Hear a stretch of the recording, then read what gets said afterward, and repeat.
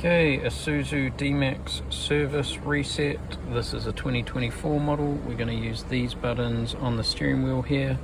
Going to push those and scroll across to get to the settings, which is of course a little cog wheel, and then we're going to press the one with the dot to select settings. Try and get it when it's in the right spot. Sort of moves the head a bit. Keep jumping one. Got it.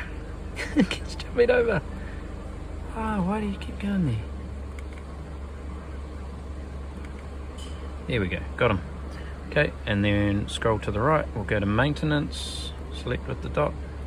Okay, engine oil, select that.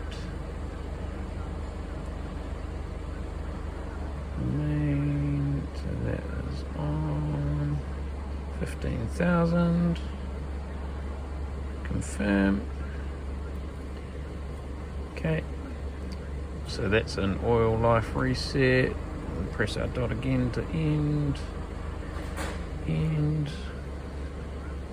Settings. So dot again for settings. Maintenance. Okay, air cleaner hasn't been done this time. Yeah, so it's just that engine oil to do on a basic service. If you've done the air cleaner, you can also reset that one. But you can see we've now got 15,000 kilometers on our oil life.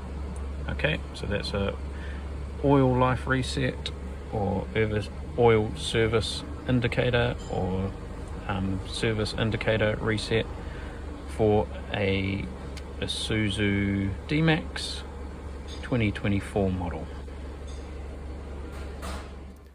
Okay, I hope that has helped you out today. Don't forget to click the like button and also click the subscribe while you're there. We've got a bunch of diagnostic solutions and tips and tricks for professional mechanics like ourselves, and also for the serious DIYers at home. So click that subscribe and the bell so you get notified, and we will see you in the next video.